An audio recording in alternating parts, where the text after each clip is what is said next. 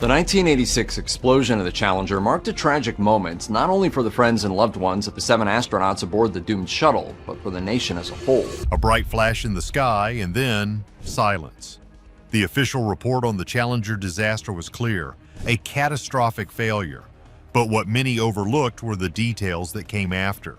We're going to reveal the chilling discoveries made by recovery teams, items that were quietly classified.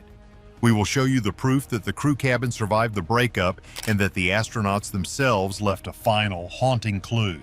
The story of their final moments is not one of an instant ending, and the truth is far more unsettling. A launch that never should have happened. The thing nobody told the public or the crew was that the night before, a group of engineers from Morton Thiokol, the company that built the shuttle's solid rocket boosters, held an emergency teleconference. They were, in a word, horrified. They warned NASA managers in no uncertain terms not to launch. You see, the boosters were sealed with large rubber rings called O-rings. These rings were designed to contain the superheated high-pressure gas, we're talking 5,800 degrees, inside the rocket. But these engineers knew a terrifying secret. In cold weather, the rubber became stiff. It wouldn't seal properly. It was like trying to use a frozen garden hose as a gasket. They predicted that at temperatures below 53 degrees, the O-rings would fail. On launch day, it wasn't 53 degrees, it was 26. The engineers pleaded. One of them, Roger Boisjoli, would later testify that he argued, "We have to delay." But NASA managers, under immense pressure to get the shuttle flying, it had already been delayed multiple times, pushed back. They infamously told the engineers to take off your engineering hat and put on your management hat. The warning was overruled. Morton Thiokol management buckled and signed off on the launch. NASA had the warning. They ignored it. At 11:38 a.m., Challenger cleared the tower. The crowd cheered. But just 0.678 seconds after liftoff, a camera zoomed in on the right solid rocket booster, right where the engineers had warned. A puff of dark gray smoke appeared. It was the O-ring, just as predicted. The cold, hardened rubber had failed to seal. For a split second, a jet of fire shot out like a blowtorch. Then, miraculously, the seal seemed to temporarily fix itself. Burnt rocket fuel and aluminum slag plugged the hole. For the next minute, the flight looked perfectly normal. Inside the cabin, Commander Dick Scobie, sitting next to pilot Michael Smith, was running the show. At around 70 seconds, Smith was heard on the internal comms. The shuttle was going Mach 1.5, or 1.5 times the speed of sound, and everything looked good. The ground controller gave the call, "Challenger, go at throttle up." Scobie's voice, calm and clear, came back, "Roger, go at throttle up." Those were the last words the public ever heard from the crew, because at that exact moment, the temporary plug in the booster failed. The shuttle was climbing through 46,000 feet, experiencing the most intense aerodynamic pressure of its flight. The flame re-emerged, this time with a vengeance. It wasn't a puff of smoke, it was a white-hot plume that pointed directly at the giant orange external fuel tank, which was filled with over 1.5 million pounds of liquid hydrogen and liquid oxygen.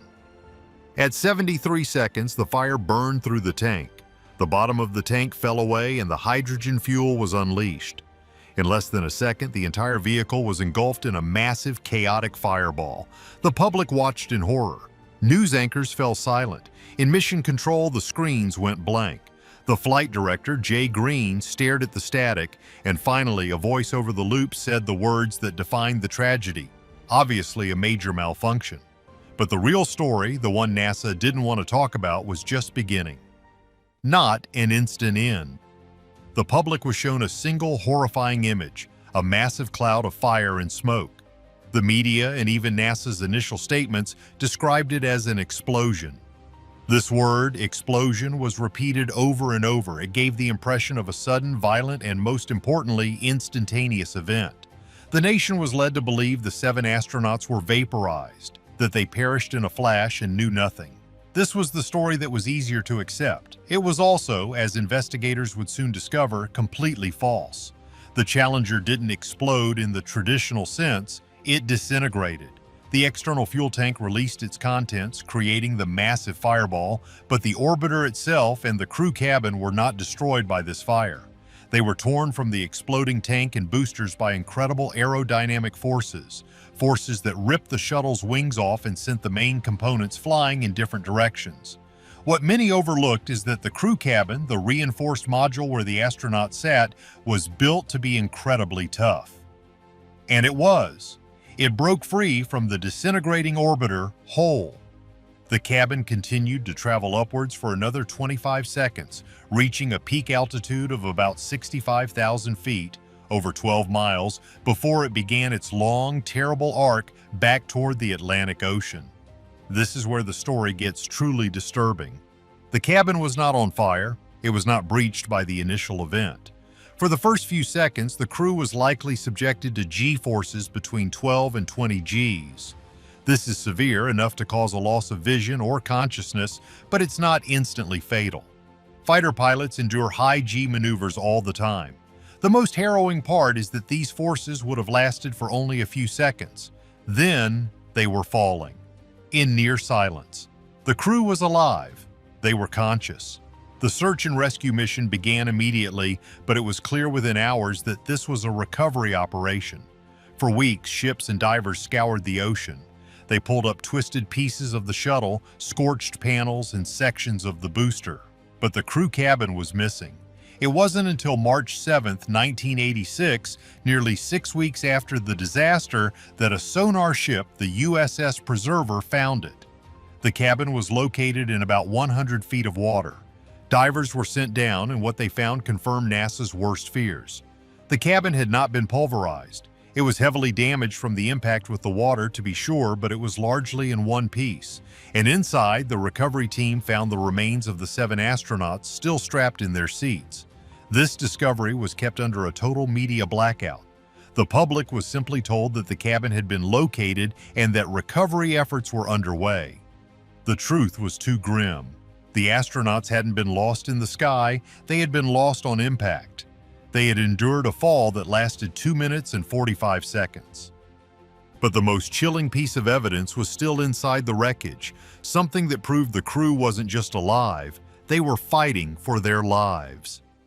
NASA's quiet confirmation. When investigators began the delicate process of examining the recovered crew cabin, they found something that changed the entire story. This is the detail that NASA kept quiet for months, and even when it was released, it was buried deep within a technical report. The real kicker is what they found on the astronauts themselves.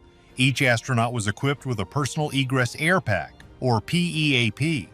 Think of it as a small emergency oxygen tank, like a scuba bottle, designed to be used in a bailout or if the cabin filled with toxic fumes. It was not designed to be used if the cabin lost pressure, it was for unbreathable air. To turn it on, an astronaut had to reach over and manually pull a lever on the pack, which was usually mounted on the back of their seat. It was a deliberate, conscious action. Here's the disturbing part. Investigators checked the PEAPs of all 7 crew members. They found that 3 of them had been manually activated. Let that sink in. This wasn't a glitch, this wasn't an automatic system. 3 of the astronauts, after the shuttle disintegrated, had realized what was happening, assessed the situation, and thought, the air is bad. I need to activate my emergency oxygen. The official report confirmed that the PEAP belonging to pilot Michael Smith was turned on. The pack for Ellison Onizuka was also activated. A third unidentified pack was found to be on. Because of the state of the remains, it was impossible to tell if Commander Dick Scobie's pack was on, but it's believed he was the third as he was trying to fly the crippled cabin. This is the WTF moment. This one fact demolishes the instant end story. You see, the cabin's electrical systems failed almost immediately, which means the cabin lost pressure. The astronauts would have been in a vacuum. Almost. At 65,000 feet, the air is too thin to breathe, and consciousness would be lost in seconds. But here's the detail. The cabin was falling. As it fell, the air pressure outside would have rapidly increased. At some point, the air would have become thick enough, but it would have been unbreathable, full of vapor and fumes from the event. This is likely when the astronauts who were still conscious, Smith and Onizuka, activated their air packs. They were alive. They were aware, and they were trying to survive, but that wasn't all. Investigators also recovered a tape recorder from the crew cabin. The media became obsessed with this. What was on the tape? What were the crew's final words? NASA held this information back for a long time. When they finally released a transcript, it was anticlimactic. It revealed that Michael Smith may have said one final "uh-oh" right as the vehicle began to break apart. But after that, the tape was just static and noise. Or was it? The noise was the sound of the cabin's electrical systems failing. But the real tape, the one that held the key, wasn't the voice recorder. It was the O-ring data tape. That's the one that showed the temperatures, the pressures, and the exact moment of failure. It was the technical data that, when combined with the PEAP discovery, told the full story. The crew was alive. They were conscious for at least some of the fall, and they were trying to save themselves. They were not pilots anymore. They were passengers on a 2.5-minute fall, ending in a 200-mile-per-hour impact with the hard, unforgiving surface of the ocean. An impact that no one could survive. So why would NASA hide this? Why push the instant story when they knew the truth was so much worse? Protecting the dream. At the end of the day, the question isn't just what happened, but why the story was controlled. Why did NASA let the public believe in the instant flash myth for so long? The answer, as it turns out, is complicated. First, you have to consider the families. The 7 astronauts, Scobie, Smith, Onizuka, Resnick, McNair, Jarvis, and McAuliffe, had become national heroes. Their families were already living through an unimaginable public nightmare. Did they need to know the harrowing second-by-second details of their loved ones' final conscious moments? Dr. Joseph Kerwin, the director of life sciences at NASA and a former astronaut himself, wrote the official report on the crew's cause of passing. He stated the forces and dynamics of the breakup were so violent that the crew may have been unaware of the events. He carefully chose the word may. It was a comfort, a small mercy offered to the grieving families and a nation. The truth, he knew, was far less certain and far more terrible. Hiding the details of the PEAPS wasn't just about PR, it was seen by some as an act of compassion. But there's another reason. The Space Shuttle program was more than just a scientific endeavor. It was a symbol of American dominance, of progress, of the future. It was also, to put it bluntly, a massive multi-billion-dollar government project. The Teacher in Space program was a PR move to get public support, to show that spaceflight was becoming routine, as safe as getting on an airplane.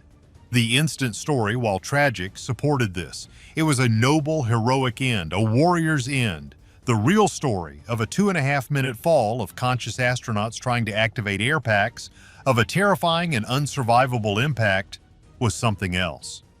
It was horrifying. It suggested helplessness. It suggested terror. And worst of all, it suggested that the shuttle, which was supposed to have bailout options, was a trap. This truth would have been, and was, devastating to NASA's public image and the future of the shuttle program. So what was the real cover-up? It wasn't that NASA was hiding that the crew was secretly alive on an island. The real hiding was institutional. It was the years of knowing the O-rings were a problem. The thing is, NASA had data from previous flights showing O-ring erosion and blow-by. They classified the O-ring as a criticality 1 failure, meaning a single failure would result in the loss of the vehicle and crew, and they still kept launching. They hid the risk from the public, from Congress, and even from the astronauts themselves.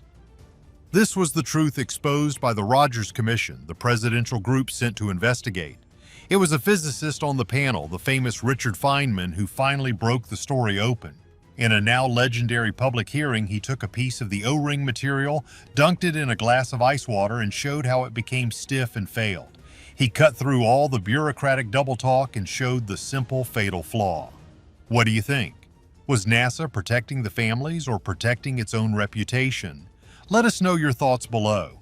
And for more stories they don't want you to know, make sure to like and subscribe.